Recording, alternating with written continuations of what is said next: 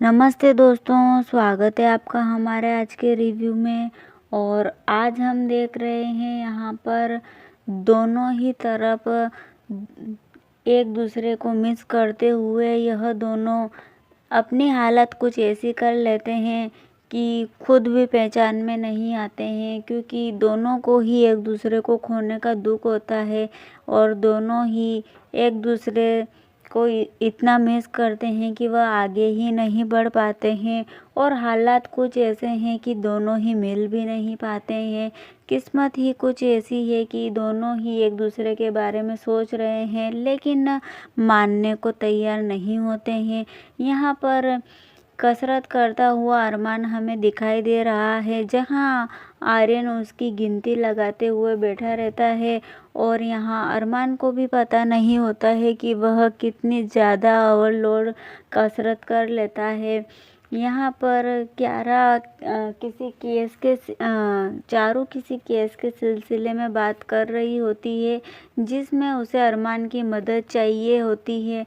यहाँ हम देखें तो अबीरा अपने आप को बिज़ी रखने की काफ़ी कोशिश कर रही है, क्योंकि आज छुट्टी है तो फिर यह अरमान के बारे में सोच रही है और वह सोचना बिल्कुल भी नहीं चाहती है और अपने आप को यह तसल्ली देती हुई दिखाई देती है कि मैं आज बिज़ी हूँ तो मैं आज फ्री हूँ तो क्या हुआ, बिज़ी रहने की काफ़ी कोशिश करूँगी लेकिन अरमान के बारे में सोचूंगी भी नहीं। और यहाँ हम देखें तो चारू अरमान से केस के सिलसिले में बात करने के लिए आती है, लेकिन अरमान को इतना गुस्सा आता है कि वह किसी भी केस के सिलसिले में बात करना ही नहीं चाहता है और उसे उल्टा गुस्सा कर देता है। और जैसा कि हमने कभी देखा था, यह कभी अपनी बहनों के ऊपर गुस्सा नहीं करता है, लेकिन आज अबीरा की वजह से हमें यह भी देखने को मिल गया है कि कितना गुस्सा कर रहा है चारू के ऊपर अरमान। और यही सब कुछ देख लेती है विद्या और उसके पास आती है, तो वहाँ से चारू और आर्यन दोनों ही चले जाते हैं। और विद्या अरमान से कहती है कि क्या बात है, तुम अबीरा को बहुत मिस कर रहे हो, इसीलिए तुम इतना गुस्सा कर रहे हो, नहीं तो मैंने तुम्हें कभी अपनी बहनों के ऊपर गुस्सा करते हुए नहीं देखा है। लेकिन आज हमने यह भी देख लिया है कि अरमान अपनी बहनों के ऊपर अबीरा का गुस्सा निकाल रहा होता है।